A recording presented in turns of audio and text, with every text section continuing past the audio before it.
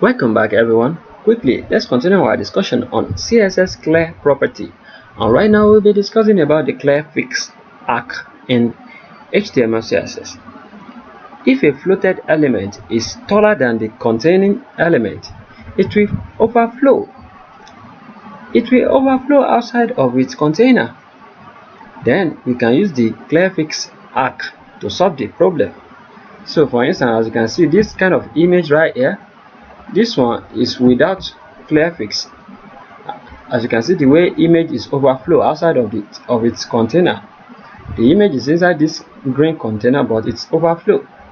But this second one with clearfix arc, as you can see, the image is inside the box. The image is inside the container, and the text is inside it. Everything is nice, looking nice, right?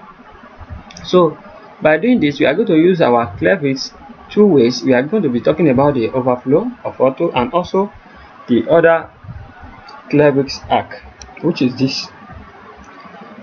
So let me show you first one, which is the overflow type, so you guys can be able to follow along easily. So anything concerning our CSS clear property, you can check it in our CSS playlist to be able to follow along easily. Previously, I've discussed about a lot of things. I've discussed about CSS float. You can check our CSS float property also, our CSS float playlist, to be able to follow along easily also, because we use float also inside this. Can you see all this we did previously? So right now I just kept this here just for us to work fast. That's why I created this div element, because by now you guys should be able to do this little thing. So right here, let's get to our document, our code, and work.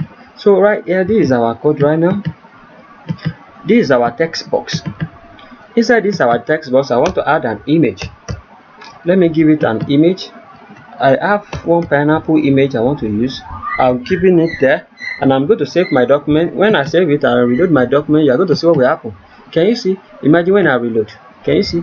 The image is big, and our div container automatically enlarge, because that's how our container is. So because we didn't specify, we didn't give it any specific width or height. So if we gave it specific width or height, it may not look nice, but it's good like this, because as it is right now, it automatically controls its width and height by the content inside it. So it is just like a large rubber box or a large box that you are keeping something that is enlarging, elastic. So this one is like a elastic box. So now let's say for instance, now the image, you want to control the image. Now let's select the image. Let's select text. Let's give it a class of text image, text img, and I'm going to give it width property. I'm giving it 100 pixel width. So when I save that and come back to my image right here, I'm going to give it a class attribute, and I'm going to give it text what? Text image, okay, class name. So giving it that, when I reload now, can you see my image shrink, and it's now looking nice. We are able to see the image, and even we are able to see our whole container, which is this red box. I want you guys to focus on this red box, because we are working inside this red box entirely. We want to arrange the things, the content inside the red box. So right now we don't still like the way our content look like this. We like the text and we like the image the way it look, but we don't really want it to be in this manner. We want the image to stay like this, and the text also follow from the top like this, coming to the bottom. So that's how we want it. That's when the clearfix starts. So now to do this, we can just come to the text aspect of it by specifying float. When you give it float of left, automatically the text, this text is going to shift to the top. It's going to start from the top of the image right here, and the text is going to be coming down straight away. It's not just going to be from the end of this image, like maybe after the image and the text continue. It's not going to be like that. It's just going to start from the top right here. So let's reload now. Can you see? Now our text is starting from the top of the image, but if you see very well, our image is now overflow outside the containing container, outside its container, as you can see, the container is now doing as if it's not the owner of this image now. So for us to be able to control this, I've told you guys earlier in our previous video when we discussed about the float and overflow. We discussed about overflow. You can check my CSS overflow playlist to be able to understand what I'm talking about right now. We don't know anything about overflow. So right now we are now going to use overflow in our text box. This is our text box. We are just going to give it another property. We are going to give it overflow, and I'm going to give it overflow of auto.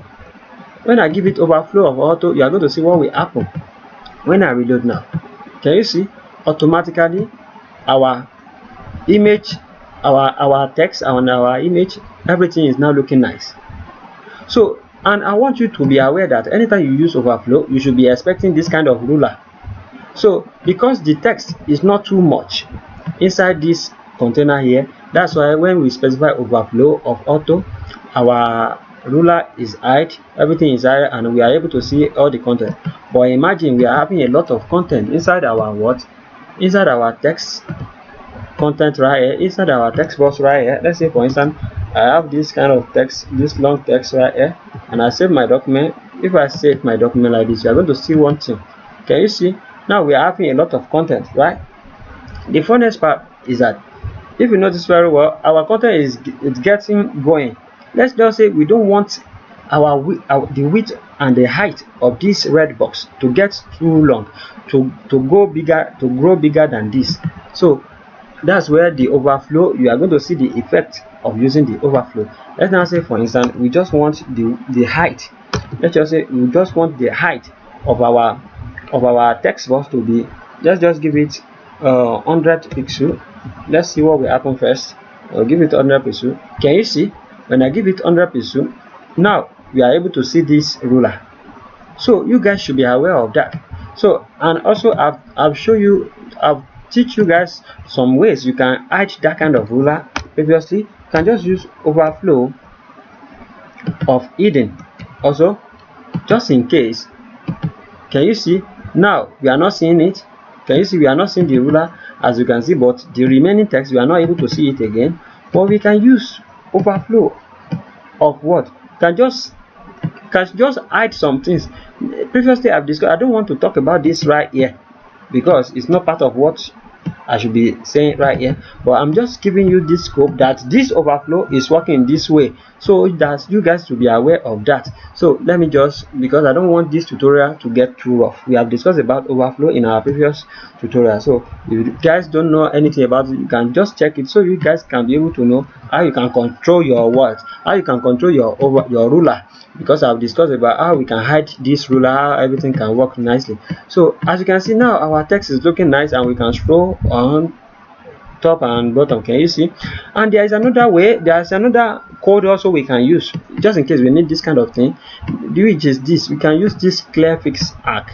This code completely, you can copy this content and all that. In our future tutorial also, we are still going to be talking about this kind of code also. But I here, if you use this code, for instance, you don't want to use the overflow. If you remove the overflow from the property, from the text box, and you just use this, or instead of using this overflow, then you can use this clearfix also, which is this one.